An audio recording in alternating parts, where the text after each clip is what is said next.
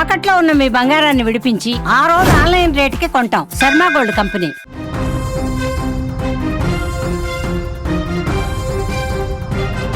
అక్రమ సంబంధం అభంశుభం తెలియని ఓ పసివాడిని బలి తీసుకుంది.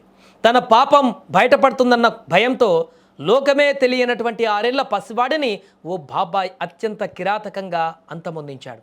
ఆడుకోవలసిన పిల్లాడిని నీటి డ్రమ్ములో ముంచి ఊపిరి తీశాడు.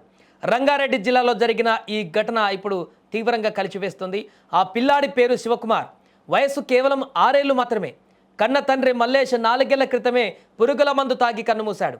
అప్పటి నుంచి తల్లి రాధికే ఆ పిల్లాడికి లోకం. కొడుకే తన సర్వస్వం అనుకుంటూ బతుకుతున్న ఆ తల్లికి కాలం ఇలాంటి శిక్ష విధిస్తుందని ఎవరు ఊహించలేదు. గత నెల 27వ తేదీ ఎప్పటిలాగానే స్కూల్ నుంచి ఇంటికి వచ్చిన శివకుమార్ తన చిట్టి పాదాలతో నవ్వుతూ ఇంట్లోకి అడుగుపెట్టాడు. కానీ అక్కడ కాపు కాచి ఉన్న మృత్యువు అతన్ని కబలించింది. కనకమామిడి వంశీ వరుసకు శివకుమార్కు బాబాయ్ అవుతాడు. కానీ అతని మనసులో మాత్రం విషం నిండిపోయింది. అలివేలు అనేటువంటి మహిళతో వంశీకి ఉన్న అక్రమ సంబంధం శివకుమార్ తల్లి రాధికకు తెలిసిపోయింది. ఈ విషయం ఎక్కడ ఊరందరికీ తెలిసిపోతుందన్న భయం వంశీని వెంటాడింది. తన విషయం ఎవరికీ తెలియకూడదంటే రాధికను ఆ ఊరి నుంచి పంపించేయడమే మార్గం అనుకున్నాడు. అందుకు ఆమె కొడుకును దూరం చేయాలని నిశ్చయించుకున్నాడు ఆ కిరాతకుడు.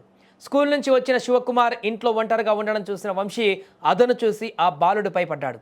ఆ పసివాడు గొంతు నులిమి చంపేశాడు. ప్రాణం పోయిన తర్వాత ఏమీ తెలియనట్టుగా ఆ పసి దేహాన్ని నీటి డ్రమ్ములో పడేశాడు.